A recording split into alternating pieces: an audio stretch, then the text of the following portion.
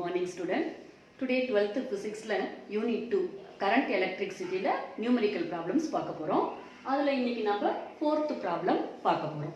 First question என்ன அப்படினு சொல்லி நம்ம பார்க்கலாம். The resistance of a nichrome wire at 20 degrees Celsius is 10 ohm.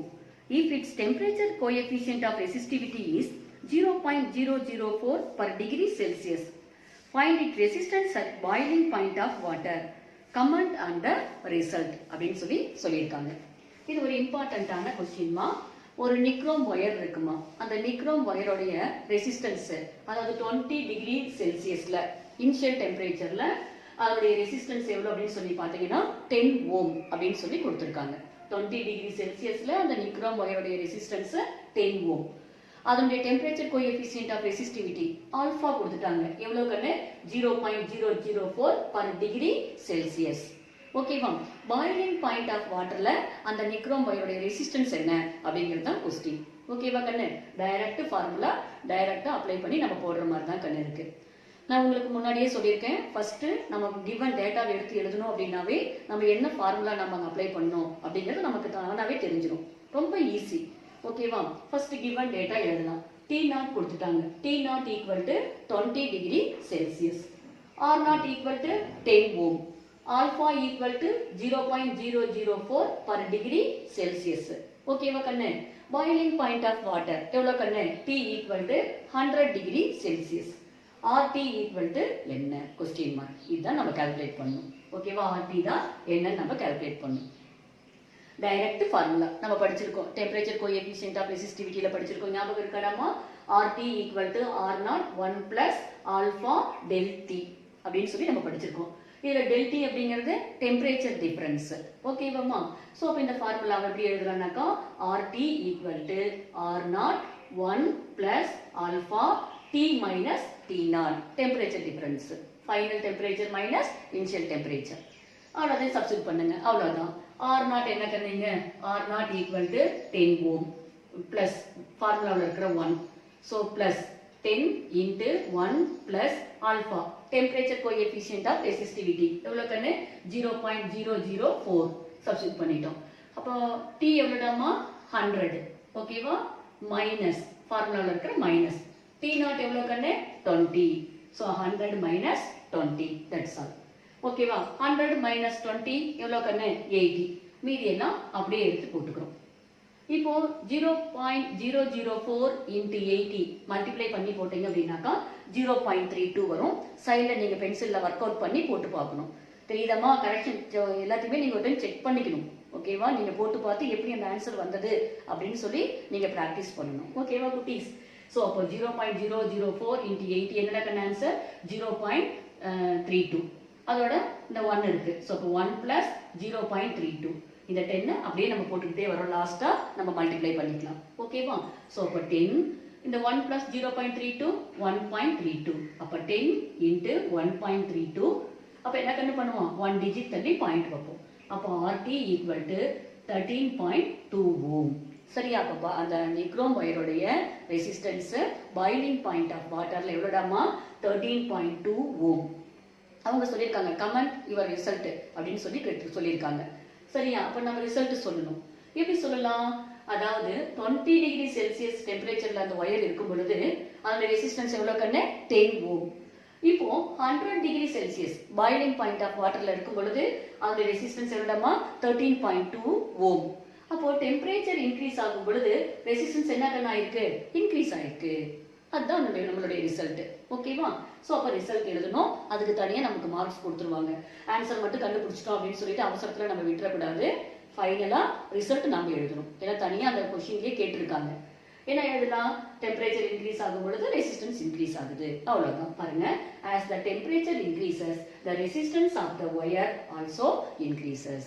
ஓகேவா? டெம்பரேச்சர் இன்க்ரீஸ் ஆகும் பொழுது அந்த வயரோட ரெசிஸ்டன்ஸ் என்ன கண்ணாகுது? இன்க்ரீஸ் ஆகுது அப்படின்னு சொல்லி நம்ம அழகா கன்க்ளூஷன் கொடுக்குறோம். சரியா? நெக்ஸ்ட் நம்ம 5th சம் பார்க்கலாம். அது ஒரு இன்ட்ரெஸ்டிங்கான சம். அதை நம்ம பார்க்கலாம். ஓகேவா? இப்போ நம்ம நெக்ஸ்ட் சம் 5th சம் நம்ம பார்க்க போறோம். ஃபர்ஸ்ட் சம் என்னன்னு பார்க்கலாம். The rod given in the figure is made up of two different materials. Both have square cross section of 3 mm side.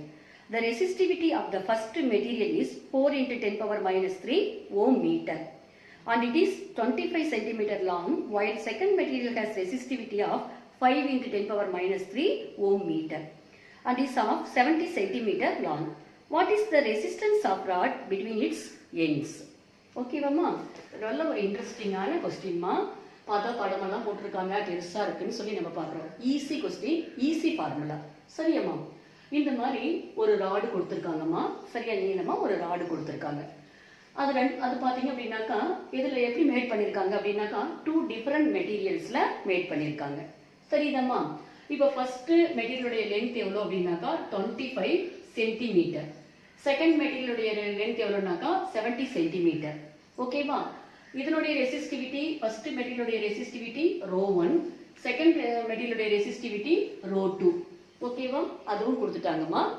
இப்போ டோட்டலா இந்த ராடுடைய 2 எண்டுக்கு இருக்கக்கூடிய ரெசிஸ்டன்ஸ் என்ன அப்படின்னு சொல்லி கேட்குறாங்க. எவ்வளோ இன்ட்ரெஸ்டிங்கான ஒரு கொஸ்டின் பாருங்கம்மா. இப்போ இந்த இந்த 2 மெட்டீரியலும் எப்படி கனெக்ட் பண்ணியிருக்காங்க? சீரியஸாக கனெக்ட் பண்ணியிருக்காங்க. அப்போ நம்ம எஃபெக்டிவ் ரெசிஸ்டன்ஸ், டோட்டல் ரெசிஸ்டன்ஸ் நம்ம கால்குலேட் பண்ணணும் அப்படின்னாக்கா series combination RS is equal to இதனுடைய ரெசிஸ்டன்ஸை R1 அப்படின்னு சொல்லி எடுத்துக்கலாம் ஃபர்ஸ்ட் மெட்டீரியலுக்கு. செகண்ட் மெட்டீரியலுடைய ரெசிஸ்டன்ஸ் R2 அப்படின்னு சொல்லி எடுத்துக்கிட்டோம் அப்படின்னா RS is equal to R1 plus R2. அவ்வளோதாம்மா, ஈஸியான ஒரு கொஸ்டின். ஃபர்ஸ்ட் R1 கால்குலேட் பண்ணோம், நெக்ஸ்ட் R2 கால்குலேட் பண்ணோம், ரெண்டையும் ஆட் பண்ணிக்கணும். சரியா? ஸோ ஃபர்ஸ்ட் நான் சொன்ன மாதிரி கிவன் டேட்டா நாம எழுதிக்கலாம். ஃபர்ஸ்ட் அவங்க என்ன சொல்லியிருக்காங்கன்னாக்கா அந்த ஸ்கொயர் கிராஸ் செக்ஷனுடைய சைடு கொடுத்துட்டாங்க. ஓகேவாம்மா? ஸோ இந்த மாதிரி ஸ்கொயர் இருக்கு இல்லையா குட்டி, அதனுடைய ஒரு சைடு கொடுத்துட்டாங்க.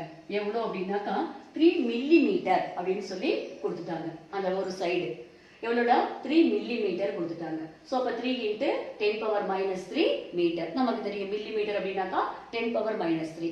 அப்போ ஏரியா கிராஸ் செக்ஷன் கால்குலேட் பண்ணணும் அப்படின்னாக்கா இந்த ஸ்கொயருக்கு என்ன ஃபார்முலா? இது ஏ அப்படின்னா இது ஏ. அப்போ ஏ இன்ட்டு ஏ ஸ்கொயர் தானே கண்ணு. ஸோ அப்போ square of cross section area நம்ம கால்குலேட் பண்ணணும்னாக்கா A equal to A square. A என்னடாமா 3 into 10 power minus 3 the whole square. 3 square பண்ணோம் அப்படின்னாக்கா 3 3s are 9. பவரை நம்ம என்ன கண்ணு பண்ணுவோம்? மல்டிப்ளை பண்ணிக்குவோம். 3 2s are 6 மைனஸ் ஏரியா அப்படிங்கிறதுனால மீட்டர் இன்ட்டு மீட்டர் ஸ்கொயர்டு. ஓகேவா? 2 மெட்டீரியலுடைய சைடும் பார்த்தீங்க அப்படின்னாக்கா சேமா இருக்கு. 3 இன்ட்டு 10 பவர் மைனஸ் 3 மீட்டர்னு சொல்லிட்டாங்க. அப்போ 2 மெட்டீரியலுடைய ஏரியா ஆஃப் கிராஸ் செக்ஷன் எவ்வளோடா குட்டி? சேமா தான் இருக்கும். அதனால இதை A1 எடுத்துக்கிட்டோம் அப்படின்னாக்கா இதோட ஏரியா கிராஸ் செக்ஷன் A2 அப்படின்னு சொல்லி எடுத்துக்கிட்டோமாக்கா A1 equal to A2 equal to A அப்படின்னு சொல்லி நம்ம எடுத்துக்கலாம். சரியா? இப்போ நமக்கு ஃபர்ஸ்ட் ஏரியா கிராஸ் செக்ஷனை நம்ம கால்குலேட் பண்ணிட்டோம். நெக்ஸ்ட் ஃபர்ஸ்ட் மெட்டீரியலுடைய ரெசிஸ்டிவிட்டி கொடுத்துட்டாங்க. எவ்வளவு? 4 into 10 power minus 3 ohm metre. Second மெட்டீரியலுடைய ரெசிஸ்டிவிட்டி ρ2 அப்படின்னு எடுத்துக்கிறோம். 5 into 10 power minus 3 ohm metre. ஓகேவா? ஃபர்ஸ்ட் மெட்டீரியலுடைய லென்த் எவ்வளோடாமா? L1 equal to 25 into 10 power 25 centimetre கொடுத்துருக்காங்க. ஸோ நம்ம அந்த பவரை கன்வெர்ட் பண்ணி போடுறது ரொம்ப கேர்ஃபுல்லாக நம்ம போடணும். ஓகேவா? ஸோ சென்டிமீட்டர் அப்படின்னா எவ்வளோடாமா? 10 power minus 2 metre. So 25 into 10 power minus 2 metre. Next L2 கொடுத்துட்டாங்க. L2 எவ்வளோடாமா? L2 70 centimetre. So L2 equal to 70 into 10 power minus 2 metre. ஓகேவா? இப்போ நமக்கு அந்த ரெசிஸ்டன்ஸை நம்ம கால்குலேட் பண்ணணும். ஏரியா தெரியும், ரெசிஸ்டிவிட்டி தெரியும், லென்த் தெரியும், ரெசிஸ்டன்ஸ் கால்குலேட் பண்ணணும். அப்போ இதை எல்லாத்தையுமே ஏரியா, ரெசிஸ்டிவிட்டி, லென்த், ரெசிஸ்டன்ஸ் இது ரிலேட் பண்ணக்கூடிய ஃபார்முலா என்ன அப்படிங்கிறது நமக்கு தெரியும். டைரக்டா நம்ம நிறைய டைம் நம்ம படிச்சிருக்கோம். என்ன கண்ண formula? R equal to ρ L by A அப்படின்னு சொல்லி நம்ம படிச்சிருக்கோம். Resistance directly proportional to length. Length of the conductor, resistance inversely proportional to area of cross section அப்படின்னு சொல்லி நம்ம படிச்சிருக்கோம். ஞாபகம் இருக்கா? டைரக்ட் ஃபார்முலா அப்படியே நம்ம அப்ளை பண்ணி ஆன்சர் நம்ம கால்குலேட் பண்ணலாம். ஸோ ஃபர்ஸ்ட் மெட்டீரியலுடைய ரெசிஸ்டன்ஸை நம்ம கால்குலேட் பண்ணோம். அதை R1 அப்படின்னு சொல்லி எடுத்துக்கிறோம். Resistance of the first material R1 equal to ρ L by A. So first material அப்படிங்கிறதுனால ρ1 L1 by A1. A1 A2 எப்படி இருக்கு? ஈக்குவலா இருக்கு. அதனால நம்ம அது ஏன்னு எடுத்துக்கலாம். அவ்வளவுதான் கண்ணு. எல்லாம் கொண்டு சப்ஸ்டிட் பண்ணுங்க. ρ1 எவ்வளவு? 4 into 10 power minus 3. L1 எவ்வளவு? 25 into 10 power minus 2. ஏரியா எவ்வளோடா கண்ணு 9 into 10 power minus 6. ஸோ டைரக்டாக எடுத்து அந்த ஃபார்முலாவில் அப்படியே சப்ஸ்டிட் பண்ணிட்டோம். 4 25s are 100. ஓகேவா? அதே மாதிரி 10 power minus 3 இருக்கு, இங்கே 10 power minus 2 இருக்கு. மல்டிப்ளை பண்ணும்போது பவர்ஸ் ரெண்டையும் ஆட் பண்ணிக்கணும். So 10 power minus 5 divided by 9 into 10 power minus 6. அந்த minus 6 மேலே போயிடுச்சுன்னா plus 6. ஓகேவாமா? ஸோ இப்போ இங்க 10 power minus 5 இருக்கு, இங்க 10 power plus 6 இருக்கு. அப்போ 5ல 6ல 5 போயிடுச்சுன்னா ரிமைண்டர் எவ்வளோ கண்ணு 1. ஸோ அப்போ இங்க என்னடா வரும் 100 into 1000 சாரி 100 into 10 by 9 அப்படின்னு சொல்லி வரும். அப்போ 100 into 10 எவ்வளோடாமா 1000. So 1000 by 9 ohm. அப்போ இந்த first மெட்டீரியலுடைய resistance எவ்வளோடாமா 1000 divided by 9 ohm. அதை அழகாக நம்ம கால்குலேட் பண்ணிட்டோம். நெக்ஸ்ட் இந்த செகண்ட் மெட்டீரியலுடைய ரெசிஸ்டன்ஸை நம்ம கால்குலேட் பண்ணணும். அதே ஃபார்முலா தான் R2 equal to ρ2 L2 by A. அவ்வளோதாம்மா.